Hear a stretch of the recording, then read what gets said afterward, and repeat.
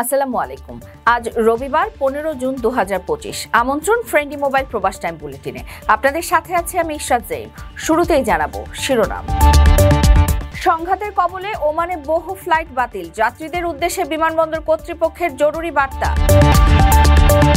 দুবাইয়ের 67 তলা ভবনে ভয়াবহ আগুন, বড় বিপদ থেকে বাঁচলেন প্রায় 4000 বাসিন্দা। আজ মাস্কাটে বসেনি ইরান যুক্তরাষ্ট্র, ইসরায়েলকে কঠোর ভাষায় তিরস্কার করল ওমান।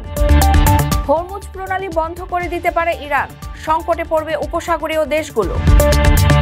আমিরাতে মধ্যাহ্নবিরতি আইন কার্যকর, গরমে উন্মুক্ত স্থানে কাজ করা নিষিদ্ধ। দর্শক, দেখছিলেন শিরোনাম, এবারে পুরো খবর। ওমানের সেরা রেট দিচ্ছে বাংলাদেশি প্রতিষ্ঠান গালফ এক্সচেঞ্জ।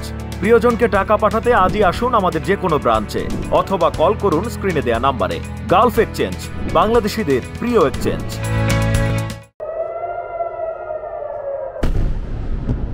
ইসরায়েল এবং ইরানের পাল্টাপাল্টি হামলার প্রভাব পড়েছে ওমানের বিমান চলাচলেও। ইরানের পাশাপাশি জর্ডান ও ইরাকের আকাশপথে বেসামরিক উড়োজাহাজ চলাচল বন্ধ রয়েছে। এসব আকাশপথ এড়িয়ে বিকল্প পথে চলছে আন্তর্জাতিক ফ্লাইটগুলো। সূচিতেও এসেছে পরিবর্তন। এছাড়া ওমানের বিমানবন্দর থেকে একাধিক রুটের ফ্লাইট চলাচলও স্থগিত হয়েছে।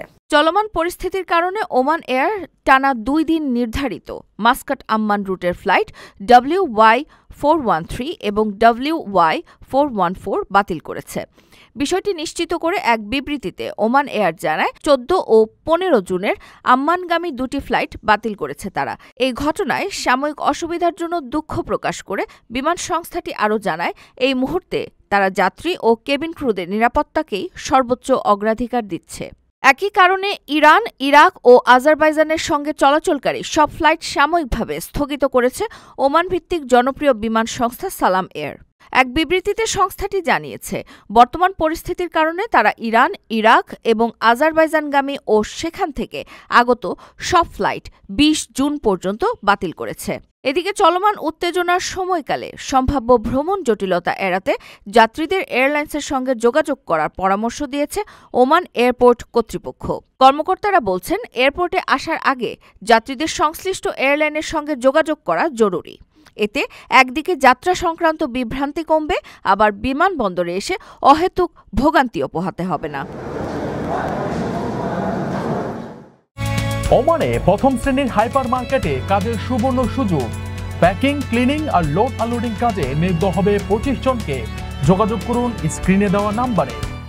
দুবাইয়ের একটি বহুতল ভবনে ভয়াবহ অগ্নিকাণ্ডের ঘটনা ঘটেছে। শনিবার ভোরে দুবাইয়ের মেরিনায় অবস্থিত 67 তলা বিশিষ্ট ওই বহুতল ভবনে আগুন লাগে। খবর পেয়ে ঘটনাস্থলে ছুটে আসে দুবাই সিভিল ডিফেন্সের বেশ কয়েকটি টিম। তারা প্রায় 6 ঘন্টা অক্লান্ত চেষ্টার পর আগুন নেভাতে সক্ষম হন। সঙ্গে উদ্ধার করা হয় ভবনের 764টি অ্যাপার্টমেন্টের প্রায় 4000 বাসিন্দাকে। বিস্তারিত দেখুন প্রতিবেদনে। দুবাইয়ের 67 তলা একটি ভবনে ভয়াবহ অগ্নিকাণ্ডের খবর পাওয়া গেছে। এরই মধ্যে সেখান থেকে 3800 জনকে নিরাপদ স্থানে সরিয়ে নেওয়া হয়েছে। শনিবার দুবাইয়ের মেরিনায় অবস্থিত ওই বহুতল ভবনে ভয়াবহ অগ্নিকাণ্ড ঘটেছে বলে জানিয়েছে দুবাই মিডিয়া অফিস। শুক্রবার গভীর রাতে আগুন লাগার পর মেরিনা পিনাকলের 764টি অ্যাপার্টমেন্টের 3820 জন বাসিন্দাকে নিরাপদে সরিয়ে নেওয়া হয়। খালিজ টাইমসের এক প্রতিবেদনে বলা হয়েছে, দুবাই সিভিল ডিফেন্সের বেশ কয়েকটি টিম 6 ঘন্টা অক্লান্ত পরিশ্রম করে আগুন নেভাতে সক্ষম হয়। ডিএমও জানিয়েছে, ক্ষতিগ্রস্ত বাসিন্দাদের অস্থায়ী আবাসনের ব্যবস্থা করার জন্য তাদের নিরাপত্তা এবং সুস্থতার বিষয়টিকে অগ্রাধিকার দিয়ে কর্তৃপক্ষ ভবনের ডেভেলপারদের সঙ্গে ঘনিষ্ঠভাবে কাজ করছে। শনিবার পোস্টে ডিএমও জানিয়েছে, বিশেষজ্ঞ দলগুলো 67 তলা ভবন থেকে সব বাসিন্দাকে সরিয়ে নিতে সক্ষম হয়েছে। পুরো অভিযানের সময় তাদের সুরক্ষা ও নিরাপত্তাকে অগ্রাধিকার দেওয়া হয়েছে। ওমানে অবৈধ প্রবাসীদের জন্য দারুণ সুযোগ। আকর্ষণীয় বেতনে বিল্ডিং কনস্ট্রাকশন সেক্টরে 120 জন কর্মী নিয়োগ দেওয়া হবে। থাকা খাওয়া ফ্রি এবং ওভারটাইম সুবিধাও রয়েছে। সুযোগ সুবিধা ওমানি শ্রম আইন অনুযায়ী। আগ্রহীরা ভিসা পরিবর্তন সাপেক্ষে যোগাযোগ করুন স্ক্রিনে দেওয়া নাম্বারে। ইরান ও ইসরায়েলের হামলা ও পাল্টা হামলায় এখন উত্তপ্ত গোটা মধ্যপ্রাচ্য।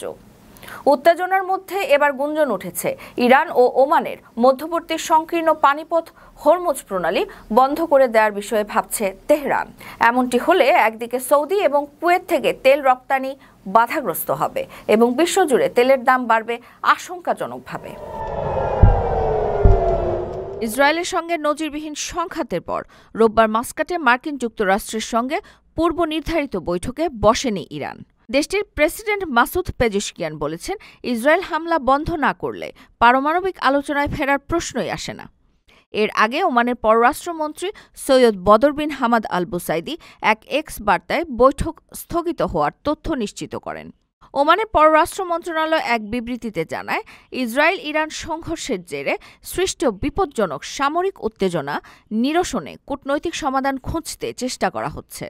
ওমানের পররাষ্ট্রমন্ত্রী সৈয়দ বদর বিন হামাদ আল বুসাইদি একাধিক দেশের পররাষ্ট্রমন্ত্রীদের সঙ্গে ধারাবাহিকভাবে ফোনালাপ করেছেন।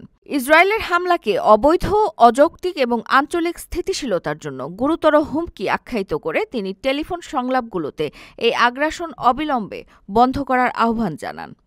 ওমানের পররাষ্ট্রমন্ত্রী বলেন, এই সংঘর্ষ কেবল একটি দেশের উপর নয়, গোটা অঞ্চলের শান্তি ও সার্বভৌম স্বার্থের উপর হুমকি সৃষ্টি করেছে। ওমানের পররাষ্ট্র মন্ত্রণালয়ের বিবৃতিতে বলা হয়, এই উত্তেজনার সূত্রপাত হয়েছে ইরানি ভূখণ্ডে ইসরায়েলের সরাসরি হামলার মাধ্যমে। আপনার স্বপ্নগুলো আকাশ ছুবে প্রবাসীর হেলিকপ্টারের মাধ্যমে। বিয়ে, জন্মদিন অথবা যে কোনো বিশেষ প্রয়োজনে হেলিকপ্টার ভাড়া করতে যোগাযোগ করুন স্ক্রিনে দেয়া নাম্বারে। প্রবাসীর হেলিকপ্টার, নিরাপদ ও সাশ্রয়ী বাহনের বিশ্বস্ত নাম। টানা কয়েকদিন ধরে ইরান ও ইসরায়েলের হামলা ও পাল্টা হামলায় উত্তপ্ত হয়ে উঠেছে মধ্যপ্রাচ্য। উত্তেজনার এই পরিস্থিতিতে ইরান ও ওমানের মাঝখানে অবস্থিত সংকীর্ণ পানিপথ হরমুজ প্রণালী বন্ধ করে দেওয়ার কথা ভাবছে তেহরান। এমনটি হলে বিশ্বজুড়ে তেলের দাম বাড়বে আশঙ্কাজনকভাবে। প্রশ্ন উঠেছে, ইরান যদি হরমুজ প্রণালী বন্ধ করে দেয় তাহলে বিশ্বজুড়ে এর প্রভাব কী হবে? কাতার ভিত্তিক সংবাদ মাধ্যম আল জাজিরা এ প্রশ্নের উত্তর খোঁজার চেষ্টা করেছে। সংবাদ মাধ্যমটিকে যুক্তরাষ্ট্রের হিউস্টন বিশ্ববিদ্যালয়ের জ্বালানি বিশেষজ্ঞ ও অধ্যাপক এড হিটস জানিয়েছেন, এই প্রণালী দিয়ে প্রতিদিন প্রায় 18 থেকে 20 মিলিয়ন ব্যারেল তেল পরিবাহিত হয়, অর্থাৎ বিশ্বের মোট তেলের প্রায় 20% হরমুজ প্রণালী দিয়ে যায়। ফলে ইরান যদি হরমুজ প্রণালী বন্ধ করে দেয় তাহলে তেলের দাম আন্তর্জাতিক বাজারে বড় ধরনের প্রভাব ফেলবে। তিনি আরও বলেন, এই অঞ্চলের জন্য কোনো সহজ বিকল্প রুট নেই, বিশেষ করে সৌদি আরব, কুয়েত ও অন্যান্য উপসাগরীয় দেশগুলোর জন্য। হিটস ব্যাখ্যা করেন, যদি হরমুজ প্রণালী দিয়ে তেল পরিবহন অর্ধেকে নেমে আসে তাহলে বিশ্ব বাজারে তেলের দাম ব্যারেল প্রতি $120 বা তারও বেশি হতে পারে। আর দাম বৃদ্ধির এই প্রভাব বিশ্বজুড়ে সব দেশের উপরই দ্রুত পড়বে।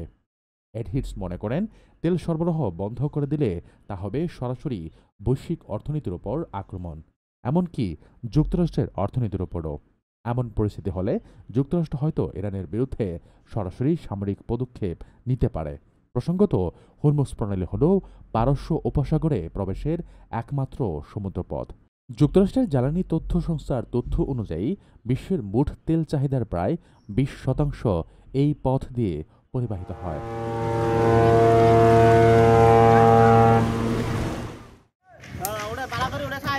সংযুক্ত আরব আমিরাতে শ্রমিকদের জন্য কার্যকর হয়েছে মধ্যাহ্নবিরতি আইন। এই আইনের অধীনে দেশজুড়ে খোলা আকাশের নিচে কর্মরত শ্রমিকদের জন্য দুপুর 12:30 থেকে বিকেল 3:30 পর্যন্ত কাজ বন্ধ রাখা বাধ্যতামূলক করা হয়েছে। রোববার থেকে শুরু হওয়া এই বিরতি আইন কার্যকর থাকবে 15 সেপ্টেম্বর পর্যন্ত। মানব সম্পদ ও আমিরাতিকরণ মন্ত্রণালয় থেকে বলা হয়েছে, 15 জুন থেকে 15 সেপ্টেম্বর পর্যন্ত দুপুর 12:30 থেকে বিকেল 3:30 পর্যন্ত সরাসরি সূর্যের আলোতে এবং খোলা আকাশের নিচে কাজ নিষিদ্ধ। শ্রমিকদের স্বাস্থ্য সুরক্ষা ও নিরাপদ কর্মপরিবেশ নিশ্চিত করতে গত 21 বছর ধরে এই আইন চালু রেখেছে আমিরাত।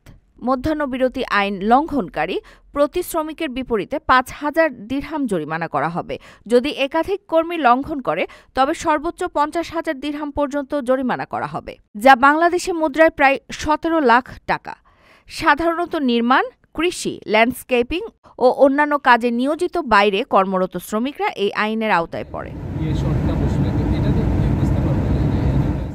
দর্শক দেখছিলেন ফ্রেন্ডলি মোবাইল প্রবাস টাইম বুলেটিন। শেষ করার আগে শিরোনামগুলো জানিয়ে দিচ্ছি আরও একবার।